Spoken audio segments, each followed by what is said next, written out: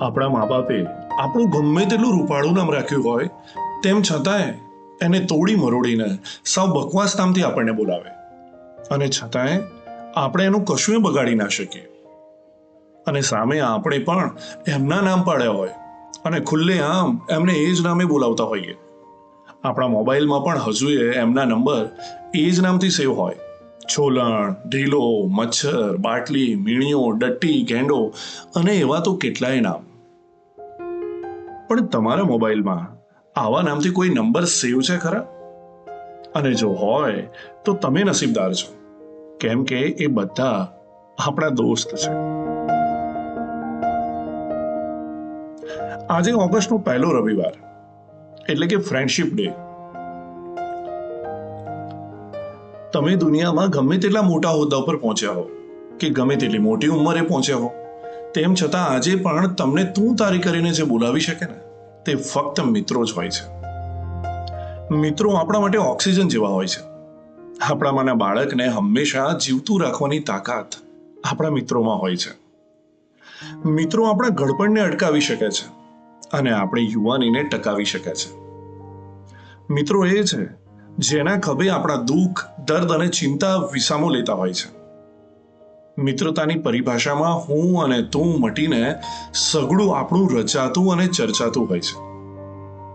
મિત્રો એ છે જેમની ઘડિયાળના કાંટાઓના બંધન ક્યારે નડતા નથી હોતા, જેમની સાથે બેસવાથી રાત આખી ઓગળી જાય છે અને સીધો નવો દિવસ ઉગતો હોય છે. મિત્રો સાથે કલાકો સુધી ચૂપચાપ બેસી રહ્યા પછી પણ ખાલીપો નથી ચડતો. જ્યારે પણ મિત્રો સાથે બેસીએ ને, ત્યારે મગજને તાળા વાગી જતા હોય છે અને હૃદયના તાળા ખુલી જતા હોય છે.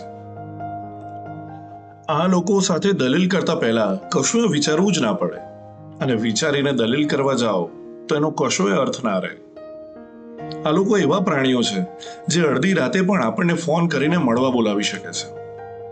એમની સાથેની કલાકોની વાતોમાં બધું જ બકવાસ અને તર્કીન હોય, અને તેમ છતાં પણ આપણને એનો આનંદ આવે.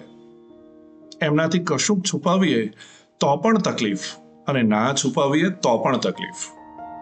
એમની સામે જ્યારે જીતવું હોય ત્યારે જ આપણને હરાવી દે, અને જ્યારે હથિયાર હેઠા મૂકવા જઈએ ત્યારે જીત્યા સિવાય જવા ના દે.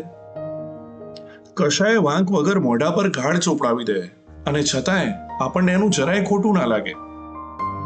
આપણી દુખતી નસ ક્યારે દબાવીને મજા લેવી, એની કલા એ લોકો સારી રીતે જાણતા હોય છે, અને નસ ફરી ના દુખે એનો ઈલાજ પણ એમની જ પાસે હોય છે. આજે જ્યારે ક્લાસરૂમમાં કોઈના પપ્પાનું નામ સાંભળીને બાળકોને હોઠ દબાવીને હસતા જોઉં છું ને, ત્યારે ફરીથી મારું બાળપણ બેઠું થઈ જાય છે.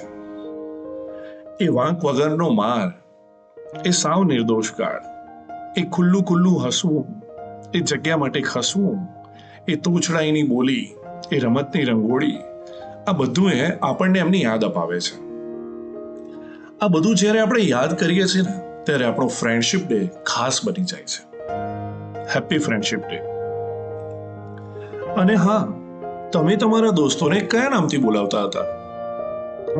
ભાઈ, કોમેન્ટમાં જરૂરથી કહેજો.